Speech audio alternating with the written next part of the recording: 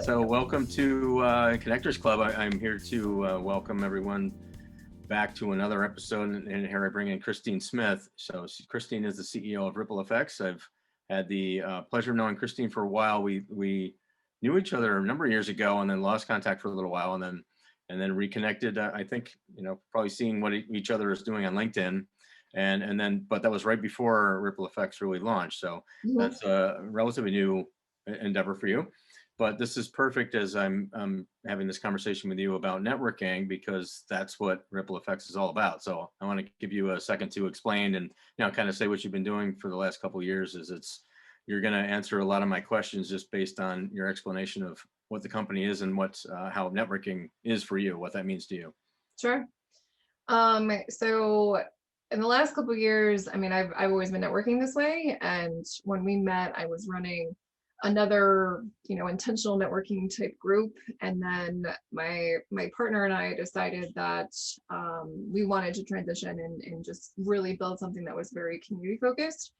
And the idea came out of really how I had transitioned my own networking conversations and how I was building my own network and what I really thought networking was. And it's actually in the name. So the name actually came out of how I think networking should be. And it's based off of your orb of influence.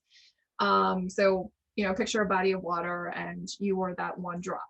And that one drop offers a ripple, right? And the ripple will go out for so long until, it'll dissipate unless you continue, adding water to that body of water. But what's interesting is if you add someone else, now their ripple is in the same pond as yours, and it has the ability to collide with yours. And that is where like the open door policy happens. That is where you get collision of ideas and resources and connections. And it's not just about referrals. It's about, well, who knows you? Can your brand live through someone else and continue moving forward through other people? And when you have that orb of influence, it's not just to the left, to the right of you, to the front, to the back of you, it's above you and below you. And it's essentially like this, and it's moving along, and who is coming into that orb with you, and how many extensions of people that are advocating for you can you build within your network. And as that continues to happen, there is an actual ripple effect that happens. You don't know how far it can go. You don't know how far it can reach out. You don't know who is going to hear about you and want to connect with you just simply because of a skill you have, or the fact that you are really well connected and they're like, oh, I'd love to, I want to be a part of that. And you start thinking about, wow, this is actually a community. This is actually a bunch of people that support each other and can really advocate for each other for the better, the better good, and for their business too. Like it's all about, we all have something to sell, we all have something to offer, right? But it doesn't work if you're just doing it by yourself. We all need other people to support us, and even in things that we're not good at. And that was just kind of what I realized, and being able to replicate that and break that down for people and say, listen, here's how you can build a network. Here's how you can build a business. Here's how you can have a constant flow of connections and clients. Like that's the biggest thing in sales, is having a full funnel all the time. And what if that wasn't an issue anymore? And what if you could do it in a way that you didn't feel like an icky salesperson?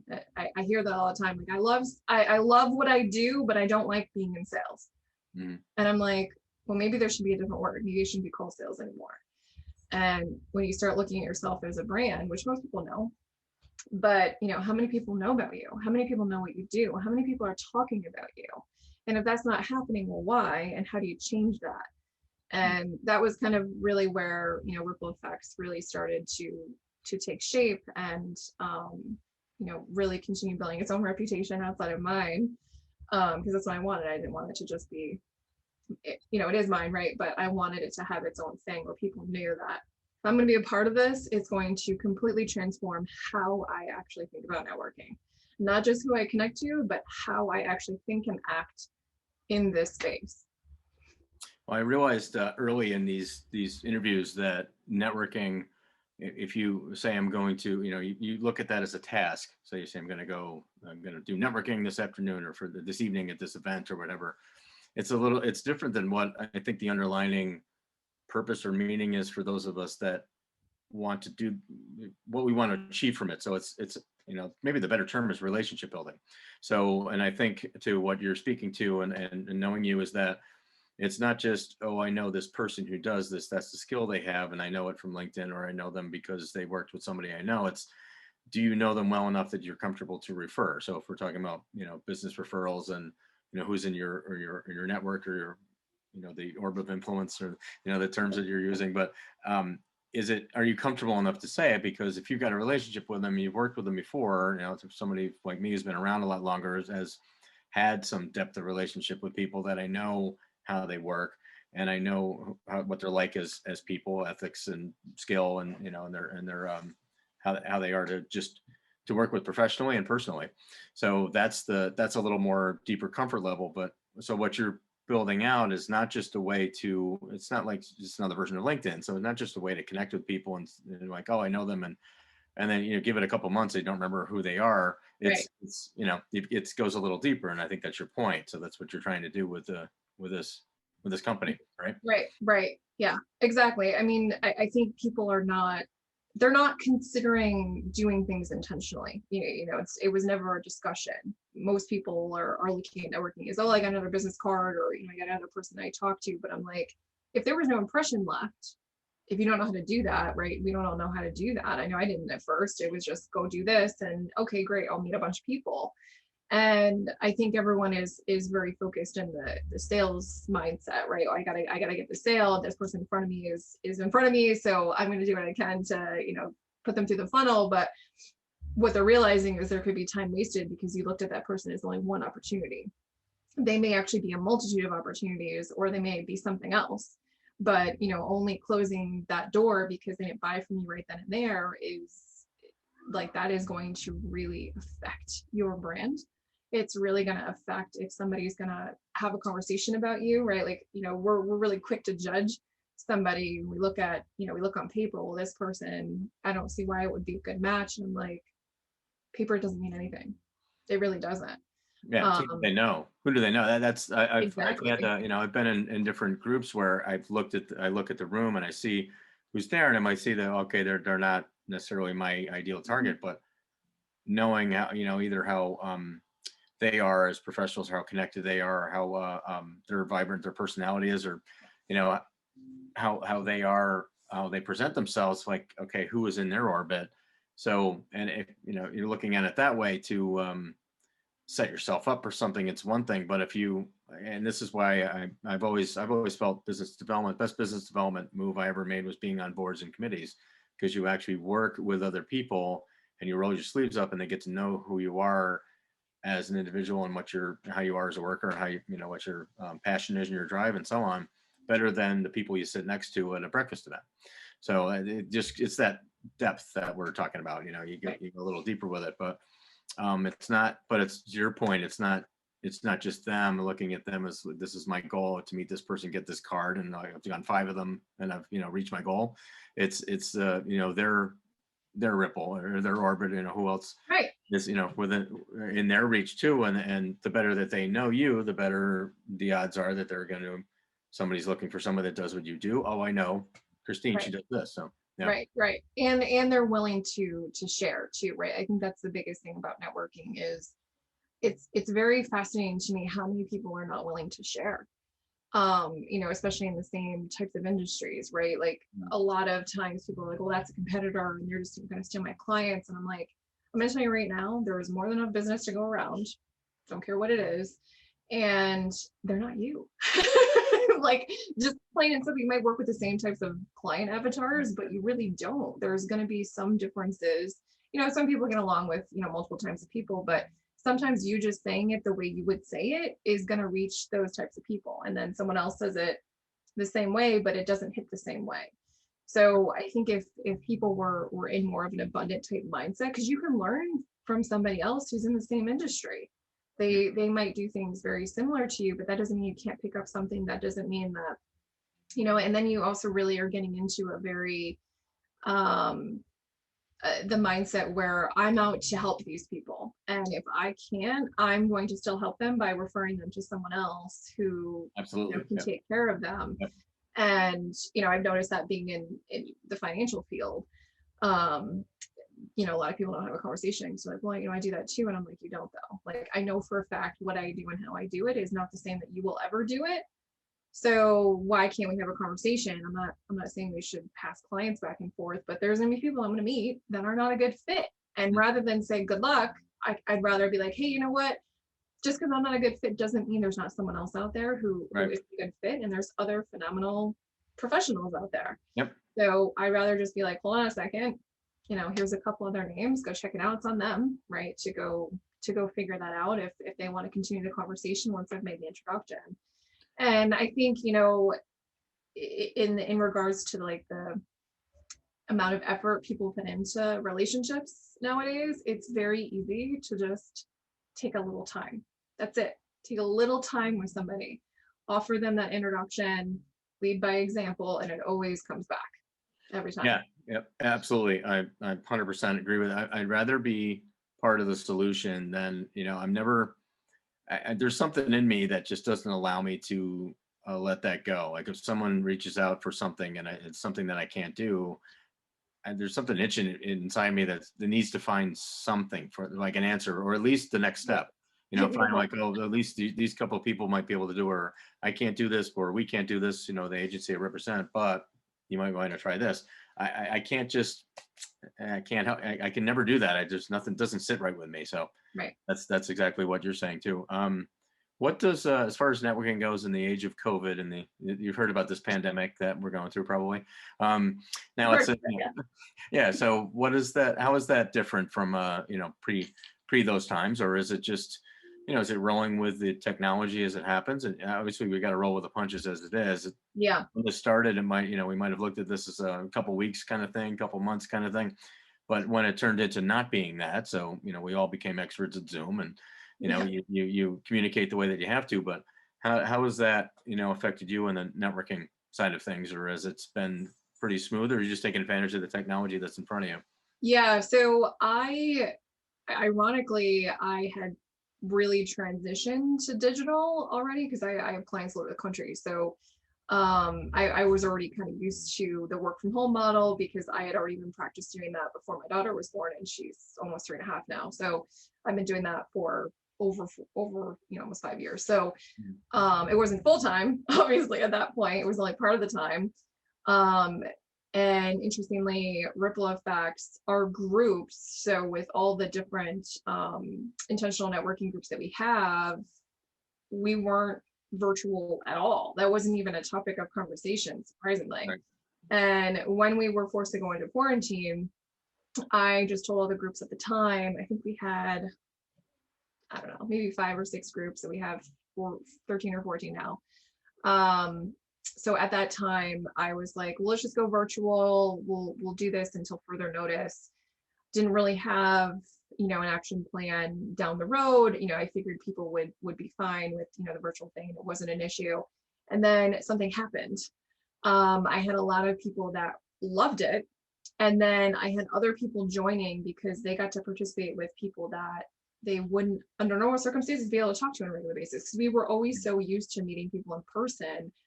We didn't always consider networking with someone outside of our area or outside of our state or outside of our country. If we can do business anywhere, well, you should really be networking with people consistently on a regular basis with those people. So it kind of went into this direction. I was like, well, we actually have the capacity, like nothing changed with our business model didn't change because of having to go virtual. If anything, it went the other way. And I was like, wow, we have a completely massive untapped market where we can actually go international very easily. And build groups, and it doesn't matter whether we stay in quarantine forever or we come out in 2 months. So it was super nice to be able to transition that. Didn't affect anything I was doing. I usually averaged 20 to 25 meetings a week. That did not change through pandemic. If anything, sometimes I went more because I'm like, I have all this time now, and then I'm like, oh, I can't do that because I have no time for anything else. Right. And then I started kind of tailing back. Okay, I don't need to have this many meetings every week. I don't have to be crazy. That's where the 4 to 4s kind of came out of that, because I didn't feel I was actually being as efficient as I could be in networking for myself. So I started kind of scheduling smaller groups of people. So this is outside of riplEFX, but it Mhm. enabled me to meet new people, them to meet new people right away. And we just had different conversations. It wasn't just, oh, what do you do? I feel like so, you get those one-on-ones and that's always what people ask. And I'm Right. like, can we get away from that? Like, I know you want to know what I do, but can we go about it differently? Can we ask different questions? Mhm. You should be asking someone, what are you solving for? What should I listen for? Who are your clients? Not just what is it you do? Because that could be a very short answer. Mhm. You work at a bank. Okay, I work at a bank. Okay, well, and if they don't know how to respond to that, well, the Yeah. conversation's kind of over now. Yeah, and then you already have your once that's answered, you have your preconceived notion of what that means based on your Right. experience, and and like you said, if they don't describe it well enough, then that ends there, and then that makes those ripples a lot smaller, then, right? Because Mhm. then, Right, right. It ends. There's no further conversation. There's no expectation about, what do you see out of our networking relationship? What does that look like to you? What do you want it to look like? How do I get added to your Rolodex? That sort of thing. That does so typically not happen. that's I'm curious how you just use that word that I might not, based on our age difference, you might not know that, and that's the word Rolodex. So it's an old timey thing, and I actually have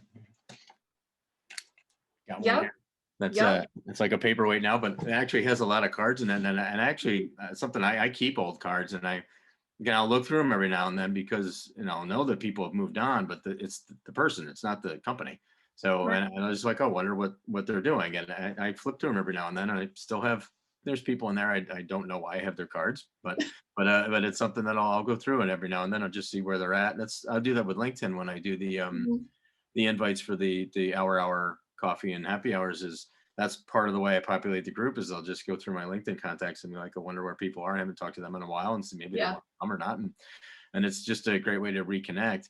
It is something that the pandemic has made happen because, life was just our schedule of, and I had so many events and board meetings and everything going to, I wouldn't have done that. I wouldn't have had the time to focus on that. And now that's that's kind of the where we're at with this, where we can be because of what's going on. So that's been forced to do that, but it's been a good thing.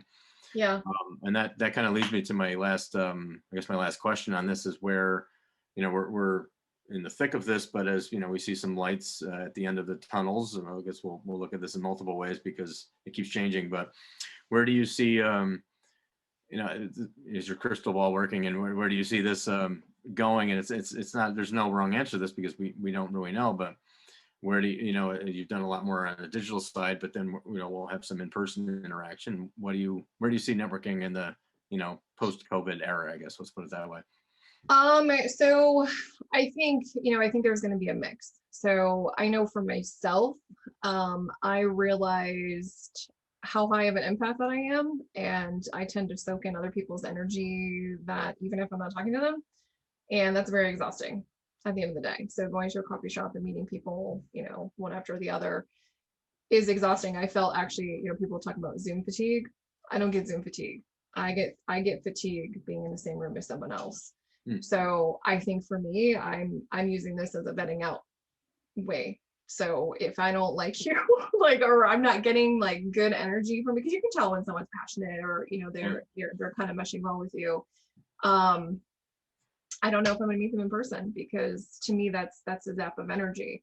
And when you account, it's interesting how like we never really accounted like travel time per se. Like we did, but we didn't. And then I'm like, there's all these other things I can do when I'm not in the car. Mhm. I can go put laundry in, I can go get lunch. I'm not going out to eat all the time. I'm being more financially responsible because I'm not, driving home and I'm like, oh, I'm a half hour early. Let me go stop at Target or Marshall. Like I'm not doing those things either. Right. And for me, it's been really life altering to really modify my efficiencies. So I know other people have felt the same way with, Yeah. networking and, how they work at home and how they manage their personal lives versus their professional lives. So I think there'll be a mix. I think some people are going to get antsy enough where they want to meet people, and I have, I've definitely done things very, COVID friendly on occasion, but it's not often that I'll meet Mhm. someone in person. And it's usually like, it's not so much outside right now, but in the summertime, we go outside. And I think that'll still happen on occasion, especially if it gets warmer. I'm gonna want to go golf. So if Right, there's right. people that are up for that, I'll be like, okay, you ride your cart and I'll ride mine, and we can hang out outside and golf. Mhm. But for the most part, I'm going to be, continuing how I'm doing it because I get to vet out from my personal energy, and then it also allows me to continue talking with people outside my area, which Right. you don't even realize how many people are out there until you start talking to people like Yeah. out of your time zone, and you're like, why do I need to settle with just my area for anything? Yeah, I was almost about to bring that up, and you did. It's almost, almost obvious, but maybe not. I mean, we figured that out over a little bit of time, but through the, the happy and coffee hours stuff that I do, I've had people from all over the country and even other countries, Yeah, and but you don't know it. I mean, other right, folks come into the group a little late. They have no idea that I've got somebody's from California, somebody's from Wales on the same call. You don't right. know, maybe with the accent, but it is that the reach is tremendous. Yeah, it is. And I think that's, we've seen that a little bit, but it'll affect industry the way, like law, for instance, and that's a very regional thing. But lawyers can work with, clients across the state. I mean, Right. they're licensed to work within New York State, but doesn't mean that they have to just stay within the capital region. So Right. it just opens things up. And we've had, like I mentioned before, we've all become Zoom experts. So we've had the chance to learn this technology much faster than we would have organically. It just was forced upon us. But take advantage of what's in front of you, and that, to the ripple, using the ripple analogy, that ripple can go quite far, because Right. you can reach folks in areas, and just you don't have to worry about when are you going to have an in-person meeting with someone in Rochester. It's not going to happen that often, but Right. this way it can. So Right. yeah, Right. I think, yeah. So yeah, taking advantage of what we have in front of us. And yeah, I think you're right. It's going to be some sort of hybrid model, and when the opportunity is there to meet in person, we'll do it. But this is going to cut down a lot of time and efficiency. And yeah, some industries, maybe like the airline industry, might not like that so much. But we'll make do with what we have here, and hopefully we are able to see people in person and have that mix, and the appropriate time for the meetings that happen for the appropriate way Yeah. for what we have in front of us, but who quite knows yet. But I do appreciate, yeah, I do appreciate your time and being able to tell us about, riplEFX and the new way you're doing it. As I mentioned earlier, that I've known you from before, but I do know that that's your networking is your passion, and this is which is a cool way to be able to do it, and COVID or not, be able to do this, digitally, and eventually we'll, as I think one of the meetings I had with you was the coffee shop up in Clifton Park. Yeah. Mockley's this. Yes, I'm forgetting the name of it, right? Which I love the place, and I haven't been up there Yeah. in a while. But yeah, so we'll see each other again in person. But I do thank you for the time for this, and yeah, uh, best of luck to you, and we'll see you online, right? Yeah. Yeah. Sounds good. Well, thanks so much for having me on. Yeah, you got it. Thank you.